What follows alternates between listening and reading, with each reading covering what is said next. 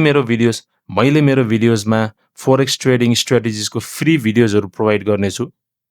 Forex trading गर्नको लागि स्ट्र्याटेजिजहरू thousands of नम्बर्समा छ र त्योमध्ये धेरै स्ट्र्याटेजिजहरू चाहिँ अनप्रोफिटेबल छ। एकदमै कम मात्रामा स्ट्र्याटेजिजहरू प्रोफिटेबल हुने गर्छ र कुन स्ट्र्याटेजी गर्दा कुन कुराहरू सिक्दा चाहिँ प्रोफिटेबल हुन सकिन्छ फोरेक्स ट्रेडिङ इन्डस्ट्रीमा, त्यो कुराहरू चाहिँ मैले तपाईँहरूलाई फ्रीमा प्रोभाइड गर्ने कोसिस गर्नेछु।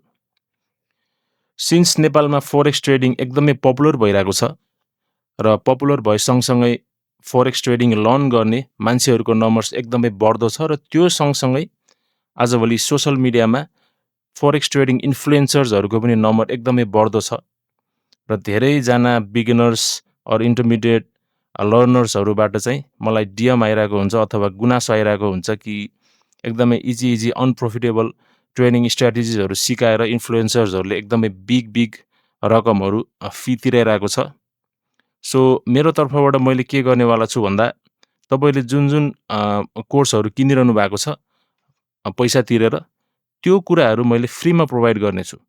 एकदमै प्रोफिटेबल स्ट्र्याटेजिजहरू जस्तै एसएमसी, आइसिटीको काम लाग्ने कन्सेप्ट्सहरू, मार्केट मेकर मोडल अथवा स्ट्रक्चरदेखि लिएर लिक्विडिटी कन्सेप्ट्सहरू, एन्ट्री मोडल्सहरू, अनि how to use forex sessions, risk management, how to set good risk to reward, यी कुराहरू एकदमै विस्तारमा भिडियो वाइज मैले प्रोभाइड गर्ने कोसिस गर्नेछु फ्रीमा एकदमै।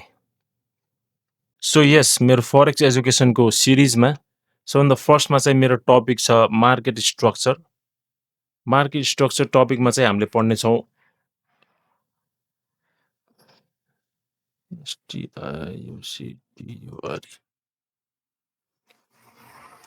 सो यस, फोरेक्स ट्रेडिङ एजुकेसनको फ्री सिरिजको पहिलो टपिकमा छ मार्केट स्ट्रक्चर। सो हामीले फोरेक्स मार्केटमा देख्न सक्छौँ कि यसरी मार्केट तलमाथि गरिरहेको हुन्छ। हामी सबैजनाले ख्याल गरिरहेको कुरा चाहिँ यसरी मार्केट तलमाथि गरिरहेको हुन्छ। सो यसलाई कसरी बुझ्ने भन्दा यो एज अ होल एउटा स्ट्रक्चर हो, एउटा कुनै पार्टिकुलर टाइम लाइनभित्रको अथवा टाइम ड्युरेसनभित्रको मार्केट स्ट्रक्चर हो। सो यसलाई कसरी बुझ्ने फर्स्टमा भन्दा मार्केटले हाई र लो बनाएर जाने गर्छ र यसरी माथि एउटा हाई बनायो भने यसलाई स्विङ हाई भन्ने र यसरी लो बनायो भने स्विङ लो भन्ने अथवा लो भन्ने र यसरी हाई र लो बनाउँदै चाहिँ overall market structure every day, every minute, every second, every year, every duration of the time बनाउँदै जान्छ।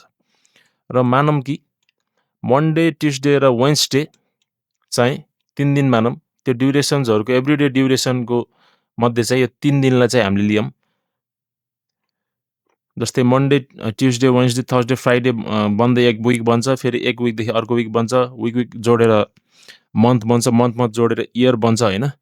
तर ती कुराहरूलाई साइडमा राखेर अहिले 3 दिनको मात्रै कुरा गर्दाखेरि चाहिँ सो मार्केट के गर्छ भने कुनै एउटा पार्टिकुलर पोइन्टमा अथवा मार्केट प्राइजमा चाहिँ यसरी ओपन हुन्छ र यसरी माथि तल गएर यसरी माथि तल जान्छ र यसरी मन्डे कम्प्लिट हुन्छ र ट्युसडे कनेक्ट हुन्छ, नेक्स्ट डे सुरु भयो र त्यही हाई लो यसरी जोडिँदै तल जाने गर्छ। माथि पनि जान्छ, साइडवेज पनि जान्छ। यो इक्जाम्पलको लागि चाहिँ हामीले तल गएको मानौँ, यसरी मार्केट स्ट्रक्चर फर्म हुने गर्छ। सो यहाँ यो ओभरअल स्ट्रक्चरमा सुरुवात भएको थियो हाई र लोजबाट। एउटा हाई बनायो, अर्को लो बनायो, फेरि हाई, एउटा सानो लो, अर्को हाई, अर्को सानो लो, अर्को हाई, अर्को लो बनाउँदै एक दिन कट्यो, फेरि अर्को दिन त्यही कनेक्ट भएर चाहिँ फेरि मार्केट स्ट्रक्चर बनायो, फेरि अर्को दिन कनेक्ट हुँदै चाहिँ यसरी स्ट्रक्चर बनाउँदै through out the year, through out the decade market चलिरहेको छ है त।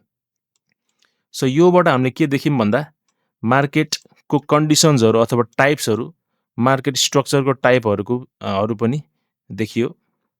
सो मार्केट टाइप्सहरू चाहिँ कस्तो हुन्छ भने एउटा माथि गइरहेको मार्केट हुन्छ, एउटा तल गइरहेको मार्केट हुन्छ र एउटा न माथि न तल यसरी रेन्जमा बस्ने गर्छ। एउटा मार्केट टाइप चाहिँ यस्तो छ, रेन्जमा बस्ने गर्छ। त्यो 3वटा मात्र टाइप हुन्छ मार्केटमा चाहिँ। यसलाई चाहिँ अप ट्रेन्ड भन्छ, यसलाई चाहिँ डाउन ट्रेन्ड र यसलाई चाहिँ कन्सोलिडेसन अथवा रेन्ज भन्छ है त।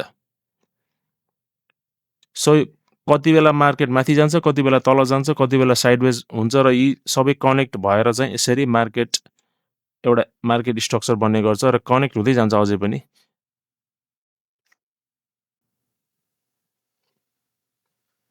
र मार्केट चाहिँ लिनियर हुँदैन, नन लिनियर हुन्छ स्ट्रक्चर वाइज। सो मार्केटको 2टा डाइरेक्सन हुन्छ, एउटा साइडको डाइरेक्सन, एउटा माथिको डाइरेक्सन। यो चाहिँ यो 2टा मिलेर मार्केट बन्ने, ओभरअल मार्केट बन्ने हो। साइड भनेको चाहिँ यो हाम्रो टाइम हो, जुन कहिले पनि फर्किँदैन। जहिले पनि यो डाइरेक्सनमा जान्छ, यो कहिले पनि फर्किँदैन। टाइम भनेको, समय भनेको। अर्को चाहिँ यो छ, यो चाहिँ माथि पनि जान सक्छ र तल पनि जान सक्छ। यो चाहिँ प्राइस हो, यो चाहिँ प्राइस हो। कहिले माथि जान्छ, कहिले तल जान्छ र टाइम सँगसँगै प्राइस मिलेर चाहिँ यसरी, जस्तै जान चाहिँ यता मात्र गइरहेको छ तर प्राइस चाहिँ तलमाथि भइरहेको छ है त। यो चाहिँ हाम्रो 2टा टाइम र प्राइस मिलेर यसरी मार्केट बन्ने गर्दछ। सो मार्केट स्ट्रक्चर र मार्केट टाइप्स अनुसार हामीलाई के थाहा भयो भने मार्केट चाहिँ तल जान्छ कि त माथि जान्छ कि त साइडवेज जान्छ। अब मार्केट स्ट्रक्चर बन्ने बेलामा माथि कसरी जान्छ, तल कसरी जान्छ, कुन स्पिडमा जान्छ, कतिको प्राइसहरू छेडेर जान्छ भन्ने कुरा पनि हुन्छ। जस्तो एउटा स्ट्रक्चर मैले क्रिएट गर्छु,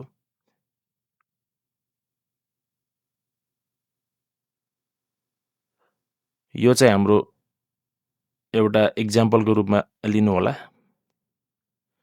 सो यहाँ हामीले कन्डिसन्सहरू देख्न सक्छौँ। यो स्याडो पार्टमा चाहिँ हामीले के देख्न सक्छौँ भने मार्केट माथि त गइरहेको छ तर एकदमै स्लोमा गइरहेको छ, एकदमै सानसानो स्टेप लिएर गइरहेको छ र यहाँदेखि यहाँसम्म चाहिँ एकदमै फास्टमा गइरहेको छ। सो यो स्लो मुभमेन्टलाई भनिन्छ हामीले नन भोलाटाइल मार्केट है त। माथि अथवा तल त जान्छ तर एकदमै बिस्तारै जान्छ, एकदमै प्राइसलाई कम छेडेर जाने गर्छ भने एकदमै फास्ट, एकदमै भोलाटाइल रूपले चाहिँ यहाँ गएको छ। यसलाई चाहिँ हामीले भोलाटाइल मार्केट कन्डिसन भन्छौँ है त। एकदमै भोलाटाइल तरिकाले गएको छ। यो रेन्ज त भइहाल्यो।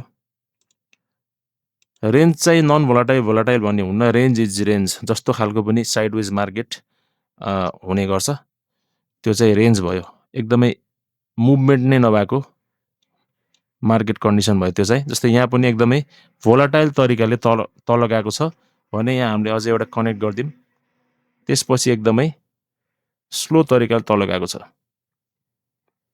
जान त यहाँ पनि तल गएको छ अनि यहाँ पनि तल गएको छ, तर यसको भोलाटिलिटी यसको भन्दा एकदमै धेरै छ र यसको भोलाटिलिटी यसको भन्दा एकदमै धेरै छ। सो एकदमै सिम्पल बेसिक कुरामा आज मैले सिकाए अनुसार मार्केट कि त माथि जान्छ कि त तल जान्छ। भोलाटिलिटी चाहिँ अलि धेरै कम हुनसक्छ तर कि त माथि जान्छ कि त तल जान्छ। सो यो कि त माथि जान्छ कि त तल जान्छलाई हामीले सिक्ने भनेको फरेक्स ट्रेडिङमा यसलाई जानभन्दा पहिला हामीले कसरी क्याप्चर गर्ने। जस्तै हामीले माथि जानु भनेको बाई हो, बाई जानु हो र तल जानु भनेको सेल जानु हो। सो हामीले ट्रेडिङ स्ट्र्याटेजी सिकिसकेपछि हामीले के सिक्छौँ भने यहाँदेखि यहाँ जानुभन्दा पहिला, यो गइसकेपछि त हामीलाई मतलबै भएन, जानुभन्दा पहिला थाहा पाएर यो मुभलाई क्याप्चर गरेर चाहिँ हामीले यसरी ट्रेड हाल्न सिक्ने हो है त। हामीले यसरी ट्रेड हाल्न सिक्ने हो। कसरी ट्रेड हाल्न सिक्ने हो, त्यही प्रोफिटेबल छ कि छैन, कुन स्ट्र्याटेजी सिक्ने भन्ने कुरा चाहिँ एकदमै अलमलमा पर्ने गर्नुहुन्छ एकदमै बिगिनर्सहरू, इभन इन्टरमिडिएट ट्रेडर्सहरू। कुन स्ट्र्याटेजीले कति बेला प्रोफिटेबल बनाउँछ होइन, प्रोफिटेबल हुन पनि टाइम लाग्छ। कुन स्ट्र्याटेजीले प्रोफिटेबल बनाउँछ, कुनले बनाउँदिन, त्यो थाहा हुँदैन। त्यो भोगेका मान्छेहरूलाई मात्र थाहा हुन्छ। र मैले पहिले भनिसकेँ कि यो युनिभर्सिटीमा डिग्रीले यस्तो होइन, यो एकदमै तपाईँले वर्षौँसम्म मेहनत गर्नुहोस् तर नराम्रो स्ट्र्याटेजी मेहनत गर्नुभयो भने त्यसले कहिले पनि प्रोफिटेबल हुन सक्नुहुन्न। तर तपाईँले चाहिने मेहनत गर्नुहोस् तर राम्रो स्ट्र्याटेजीमा मेहनत गर्नुभयो भने चाहिँ बल्ल प्रोफिटेबल हुने हो। एकदमै यो चाहिँ एकदमै ह्युज डिफरेन्स छ अरू कामदेखि फोरेक्स ट्रेडिङमा यो एकदमै ह्युज डिफरेन्स हो। हामीलाई थाहा भइसक्यो कि ट्रेडिङमा प्रोफिटेबल हुनको लागि चाहिँ स्ट्र्याटेजी एउटा गुड स्ट्र्याटेजी, एउटा गुड लर्निङ एक्सपिरियन्स, एउटा राम्रो प्र्याक्टिस गरेको टाइम स्पेन्ड, टाइम ड्युरेसन र नेसेसरी साइकोलोजी चाहिन्छ। एउटा साइकोलोजीको पनि खेल हो ट्रेडिङ भनेको। तपाईँले जति स्ट्र्याटेजी सिक्नु, जति प्र्याक्टिस गर्नुहोस्, तर तपाईँको एकदमै चाहिने नेसेसरी साइकोलोजी भएन भने चाहिँ तपाईँ प्रोफिटेबल हुन सक्नुहुन्न। र मेरा आउने भिडियोजहरूमा चाहिँ मैले एकदमै राम्रो प्रोफिटेबल स्ट्र्याटेजीहरू सेयर गर्नेछु। यो भिडियो चाहिँ एउटा इन्ट्रोडक्सन मात्र थियो। So see you in next video.